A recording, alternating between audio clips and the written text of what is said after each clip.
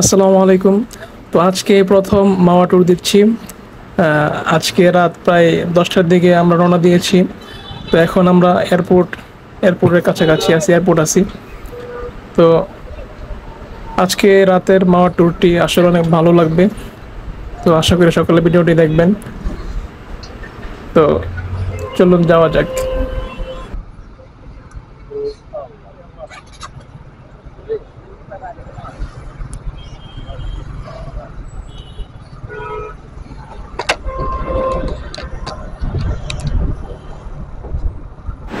প্রথমেই পুলিশ আটকিয়েছে, প্রথমেই বাধার সম্মুখীন হলাম।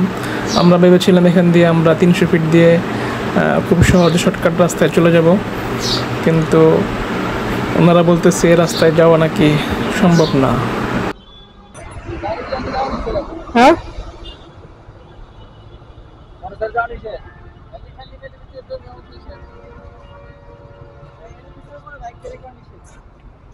বাইক রাইড করা নিষেধ রাস্তায়, ঘোরা তো।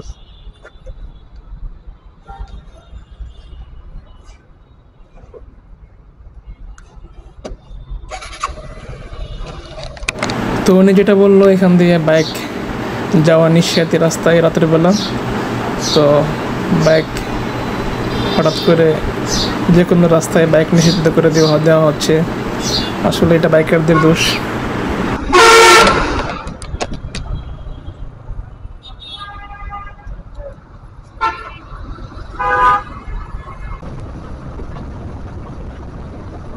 তো আমরা ঢাকা শহরের অনেক যানজট পেরিয়ে আমরা গুলিস্তান হয়ে বাবুবাজার ব্রিজ দিয়ে আমরা চলে আসলাম এখন মাওয়া রোডে। এখন বর্তমানে আমরা মাওয়া রোডে রাইড করতেছি। এটি হচ্ছে সেই মাওয়া রোড। তো এখন দেখবো আসলে এই রুটে বাইক রাইড করতে কেমন লাগে, এবং আজকে চেষ্টা করব সর্বোচ্চ স্পিডে বাইকের মধ্যে গতি তোলা। দেখবো আজকে বাইকের মধ্যে কত গতি আছে। তো চলুন দেখা যাক। আমরা 3টা গাড়ি নিয়ে বের হয়েছি, মোট 6 জন। আরও একজন আছে আর একটা গাড়ি নিয়ে, সে আরও আগে চলে গেছে। তো এখানে দেখতে পাচ্ছেন 3টা বাইক একসাথে। তো আজকে মাওয়া রোডে মনে হচ্ছে একটু গাড়ি বেশি, কারণ আর আজকে তো বৃহস্পতিবার রাত, এই জন্য মনে হয় ঢাকা শহরে খুব যানজট ছিল। তো অলরেডি আমার বাইকে গতি উঠে গেছে 96+। দেখা যাক, 100 উঠে গেছে।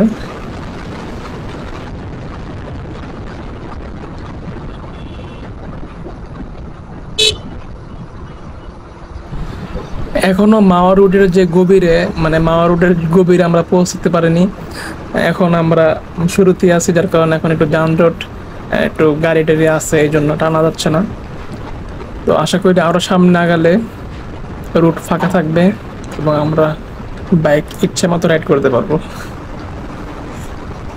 তো দেখতে পাচ্ছেন সামনে আমার বন্ধু, সে নতুন বাইক নিয়েছে এসএফ। আমার যে গাড়িটা, সে এই সেম গাড়ি নিয়েছে এসএফ। তো সে আসলে এসএফ এর নতুন রাইডার। তো দেখা যাবে আজকে সে কেমন রাইড করে এসএফ নিয়ে। তো ইদানিং এই পর্যন্ত মোটামুটি ভালোই রাইড করতেছে, অনেক আমার সে ভালো রাইড করে। দেখতে পাচ্ছেন আমার 100+ হচ্ছে, তারপরে তার সাথে আমি পারতেছি না। তারটাও কিন্তু এসএফ।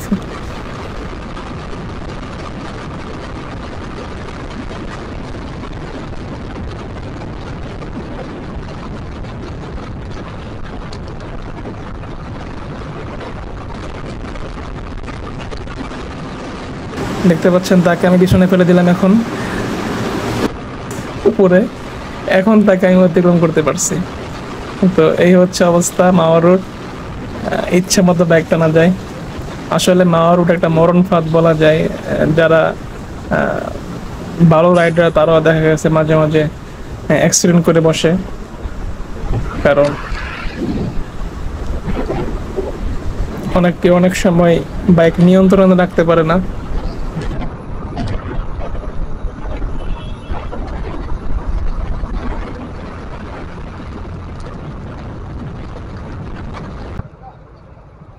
তো এখন এখানে আমাদেরকে টুল দিতে হবে প্রায় আহ, আমাদের 3টা বাইকে টুল দিতে হবে। তো টুল দেওয়ার পর আমরা বের হয়ে যাব।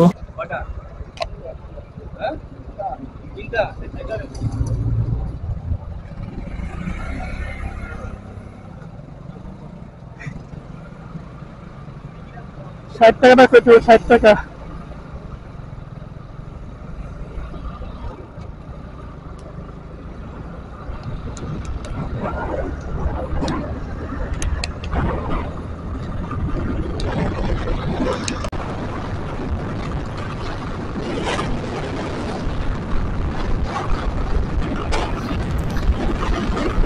সামনের দিকে দেখতে পাচ্ছেন কত উঁচু রাস্তা, সে উপর দিয়ে উঠতে হবে আমাদেরকে। রাস্তার আসলে সে একটা রাস্তা।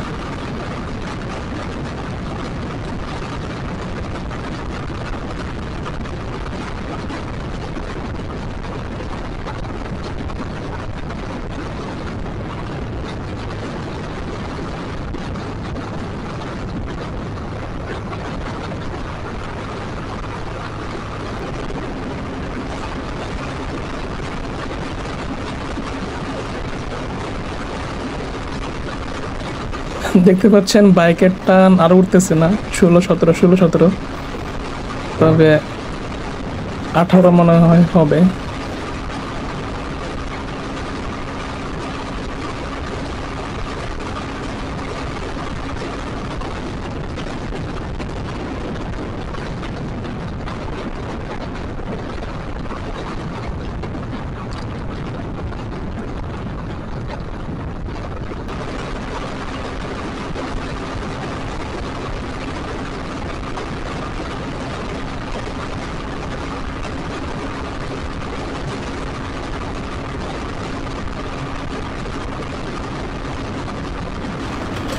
তো সর্বোচ্চ টান দেখতে পাচ্ছেন 18 হয়েছে। তো এটা হচ্ছে সর্বোচ্চ, এর বেশি আমি উঠাতে পারিনি এই মাওয়া রুটে। আমার পিছনে একজন পিলিয়ন আছে, সে অবশ্যই একটু স্বাস্থ্যবান, তো তার জন্য মনে হচ্ছে একটু কম উঠতেছে। তো 118 এটা আমার এই পর্যন্ত এই মাওয়া রুটে এটা বেস্ট।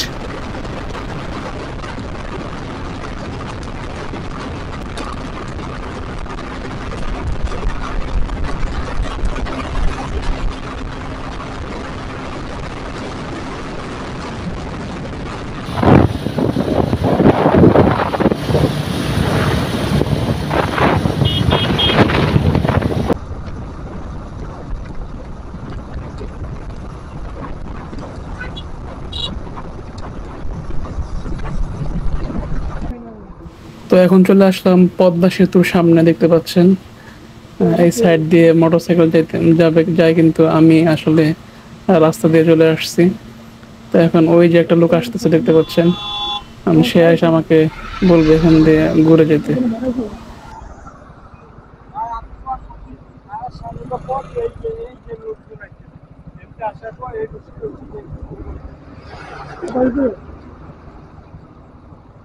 এটা কি পদ্মা সেতুর সামনে? কি কয় এখানে যাওয়া যাবে না। ও যদি রাস্তা আছে এই যে এখান দিয়ে এখানে যেতে হবে, রশি ভিতরে। রশিদা তাহলে ঘুরাই দিবি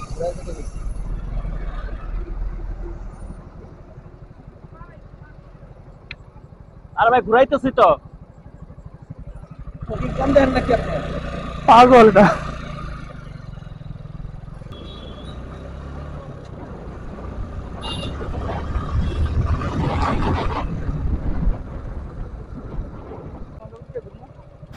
তো আমরা এখন মাওয়া চলে আসছি। তারা আমাদের কাছ থেকে মাওয়ার ওই পাশে ব্রিজটা পার হবো, তা এখানে চাঁদা দিয়ে তারপর এই ব্রিজ পার হতে হবে। তো রাস্তায় এত চাঁদা তুলে ওরা, যেটা বলার বাহিরে।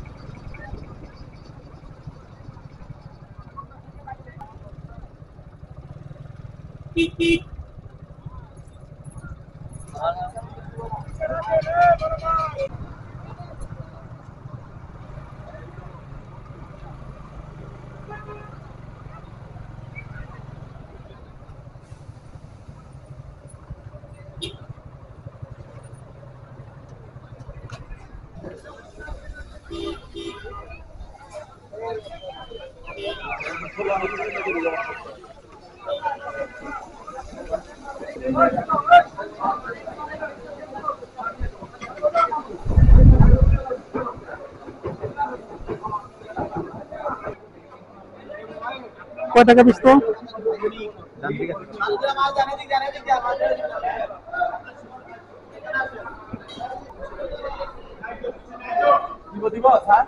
কত কেজি? 2600।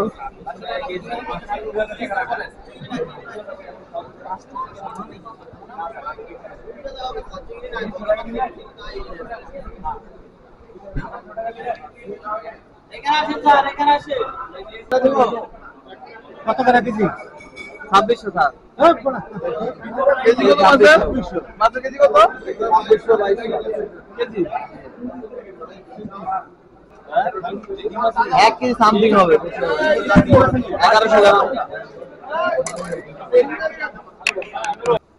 একদম কই যে সবাই বিদে দরকার নাই নামে না খাওয়া পারবে একদম 10 পয়সা কম হইবে ও হেড দাও যেটা মূল্য এটা মূল্য রাখি আইছে। খাওয়া পার রাখো দুই টাকা কথা না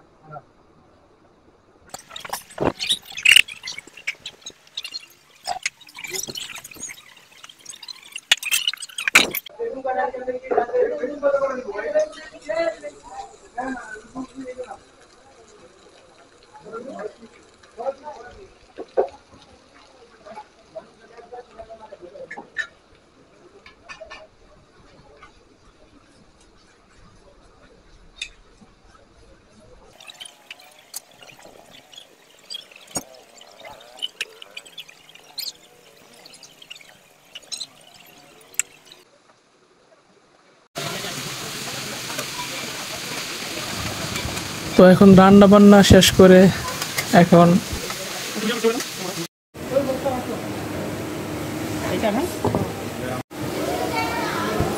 তো এখানে দেখতে পাচ্ছেন এখানে ইলিশ মাছের লেজ দিয়ে ভর্তা বানানোর প্রক্রিয়া চলতেছে।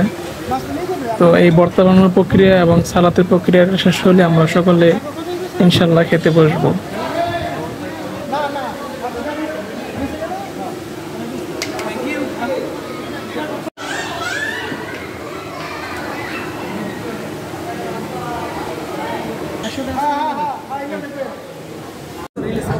এখন আমাদের খাবার রেডি। তো অনেকদিন পরে মাওয়ার ইলিশ খাচ্ছি, জানি না কেমন হবে, তো ইনশাল্লাহ আশা করি ভালো হবে। তো সবাই প্রস্তুত খাওয়ার জন্য। তো এখন খাবার পরিবেশনের পালা।